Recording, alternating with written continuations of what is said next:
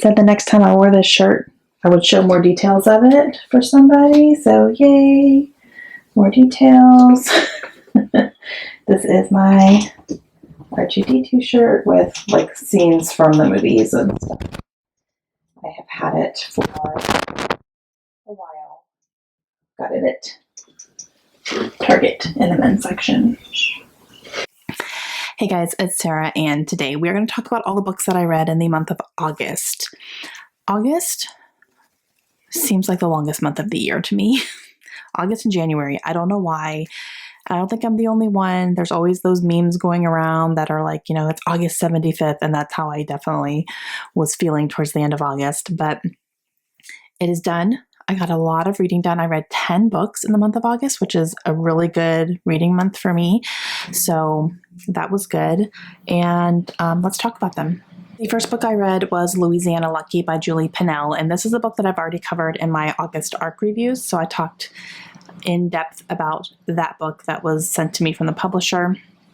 I really enjoyed it. It is an adult contemporary that follows three sisters who win the lottery and are under the assumption that it's going to solve all of their problems. All three of them are in life situations where they feel that money would help. Well, they get the money, but did it really help? I really enjoyed this book. It started out a little bit slow, but there was a point where it hit and I was just all in, and I really enjoyed kind of from that point to the end. I didn't want to put it down. So I definitely enjoyed it. It was a 4-star for me, and a really good adult contemporary if you're looking for something like that. And then, do you remember when I did my book scavenger hunt? If you haven't seen it, I'll link it down below. I did a book scavenger hunt when we lived in Florida. I did that. And picked a book and said, I'm going to read this book. And then I read it, but I read it in August. It just took me a long time to actually pick it up and read it, but I did. So that was too late. This is by Colleen Hoover.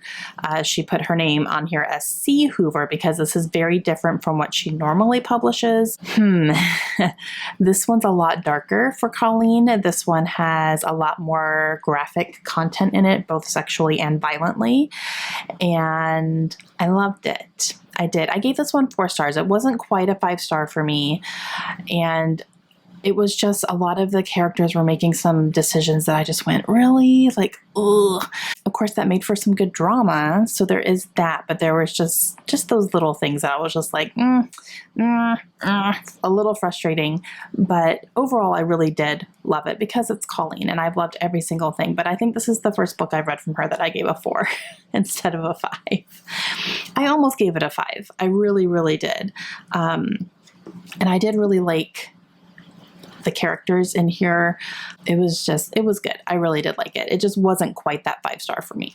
And it's a little bit harder to pinpoint why, but definitely would always recommend, especially if you want something that's really intense and really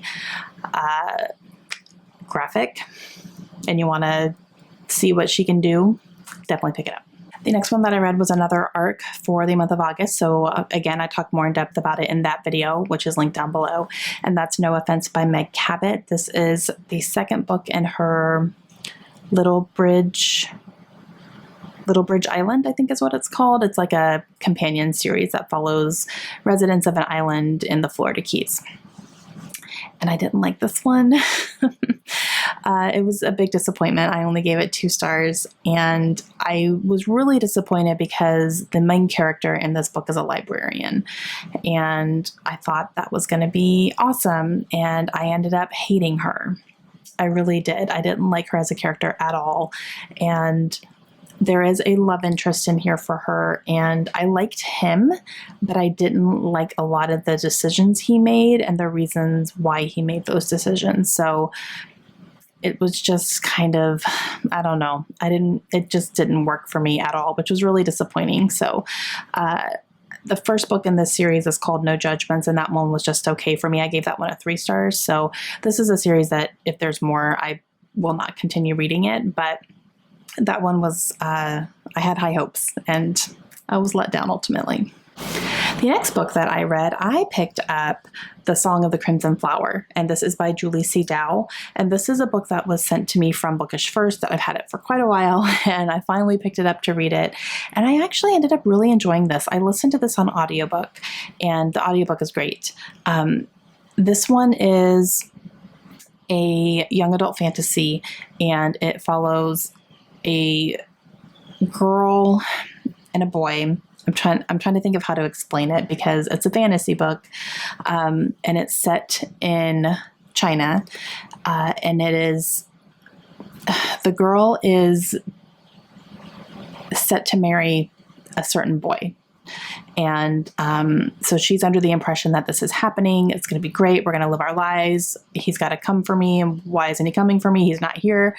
And she ends up coming to realize that the boy who she thinks is the one that she's going to marry is not him. He's impersonating that boy. And he has been kind of creating this ruse for her. And it was something that the family set up. And she's devastated, obviously, and lashes out at him. And he ends up going to a witch to make a deal. And something happens to him and he ends up getting cursed, and his soul or something like that is put into this flute that he has to the point where if the flute is away from him, his body will start to like die. And so they have to go to a different part of the kingdom in order to get this unbroken and, to break the curse and blah, blah, blah. There's all these sorts of things. It actually gets pretty political as well. So it's a little hard to explain, but I really liked it. I really did. And it was a surprise. I didn't think I was going to like it as much as I did, but I really did. I was really invested in the characters and the story, and they go on this journey. And, obviously they are not fans of each other in the beginning, and then their relationship grows, and I really liked that. So yeah, I really liked it. I thought it was really good. I gave it 4 stars, and that was a big surprise. So I'm glad I read this one. And the next one is another ARC that I read for the month of August. So again, I've already talked about this a lot, but The Lost Jewels by Kirsty Manning. Really enjoyed this historical fiction that follows 2 timelines, a timeline of today, a timeline of the early 1930s, early 1900s, like 1912, 1913. That's when this is taking place. And it was the early 1900s. So there's dual timelines, and it follows these jewels that were discovered. And the character in our current timeline is actually a jewelry historian. So her job is to identify these stones, where they came from, what they're worth, all these types of things, where they've been, who's owned them. Like, that's her actual job, which is really cool. And then she has a personal connection to this jewelry collection that was being put on display in London. She was asked to go and cover it. And she has a personal history with these jewels, and you see how they connect over time. So it was really cool. I really did like this book a lot. Both timelines were great. And again, I talk more in depth about kind of the concept of the book and what I really, really thought about it, and in my ARC review. But it was a 4-star. I really liked it. Okay, so these next 2 are actually both 5-star predictions. And so I'm not going to give you my star rating quite yet, but the first one is At the Wolf's Table. This is by Rosella Postorino. And this one, the premise of it is that we follow a girl who is a taste tester for Hitler. And that's what she is. And I was ultimately disappointed in this book. It just wasn't what I wanted it to be. I thought it was going to be a lot more about that, but it's really not. You don't even see Hitler in this book. He's talked about, but I would expect if she's a taste tester for him, that he would at least make an appearance somewhere, and he wasn't at all. It was just, them talking about him. There's a whole group of people who are taste testers, so it wasn't just her. It was a whole bunch of people.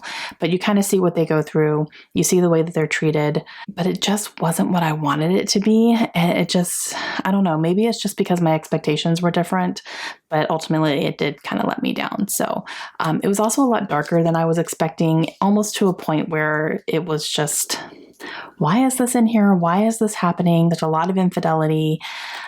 Why is this necessary in this type of story type thing? So it was just one of those things. So yeah, didn't love it, but I'll save it for my wrap up for my 5-star predictions. Another 5-star prediction that I read, Say You Still Love Me by K.A. Tucker. This is an adult contemporary that follows a couple who are reunited after, is it 11 years? Something like that. They met when they were teenagers at a summer camp, had a very hot and heavy fling, and then lost touch right after that. And they are meeting up again as adults. So, again, I'm going to save my overall, rating for this one, but this one disappointed me too. And then I finished a series, you guys. I read Finale by Stephanie Garber. I read this with my friend Jenny. We buddy read it together. And this is one I pulled out from my TBR jar. Look at me reading my TBR jar books. Yes. And I finished a series, so I can add this to my 20 series. So very excited about that. But guys, I really enjoyed this. And I was nervous about this one because it doesn't get the best reviews. A lot of people don't believe that this trilogy holds up. Like a lot of people really liked the first book and then they feel it just went downhill. And I didn't give this a 5-star. Like I did the first book. I loved the first book, and the first book is my favorite in this entire series. But I really enjoyed this still. I gave it 4 stars. So I enjoyed it. I thought it was interesting. I liked the way that things went. I thought I was shocked a couple times, which is always, great. The magic is still wonderful in here. It's very beautifully written. This whole trilogy is beautifully written, and it's written in a way that I could vividly see everything that's happening. And I thought it was really creative. I just really liked it. So I'm very happy about that because I know that's not really the popular opinion, but it's always good when you end up really enjoying a book that you're not 100% sure about. So 4 stars for this one. And then another 5-star prediction, guys. I finished them all up this month. Very happy. I read Firefly. This is Big Damn Hero by James Lovegrove.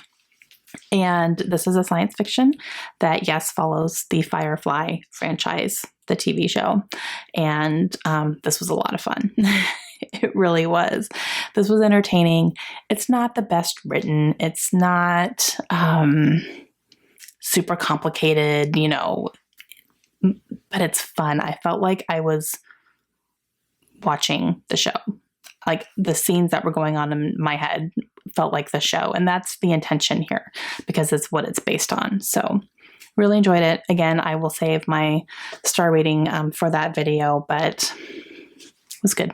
Did I say that was my last 5-star prediction? It was not. This was my last 5-star prediction. The Dream Daughter by Diane Chamberlain. This was the last one that I had on my list to read. So I did read the other 4 that I needed to read for this round. But yeah, so I read this. Okay. I don't want to give you my star rating yet, but you guys, this book is amazing. So yeah, okay. I have a lot to say about this book, so I'm going to save it for my 5-star follow-up, which is going to be in a little bit, but I guess I'll just say it now. This is my favorite book of the year. So do with that what you will. Oh, that's hard. Like talking about a book that you read, but you can't really give the details yet because you want to save it for that so that you're not repeating yourself 10 times. Oh, that's hard. Okay, guys, those are all the books I read in the month of August. So it was a really good reading month. It was pretty good. And August was a month where I was panicking and had a little breakdown about my reading, but I still read a lot and I was able to, rearrange some things and make it all work for me. So very, very happy about that. And that's going to be it for me today. So let me know down below if you guys have any questions. Again, all of my 5-star prediction books, I will be talking about those much more in depth when I do my follow-up for that, which is not going to be till the first Thursday in October. I know, I'm sorry. But I wanted to get them read early so that I could do book up with them. So I'm very happy I did it anyway. But yeah, all right, that's going to be it for me today. Let me know if you guys have read any of these, what your thoughts were, and I will talk to you guys again soon. Hope you have a great day.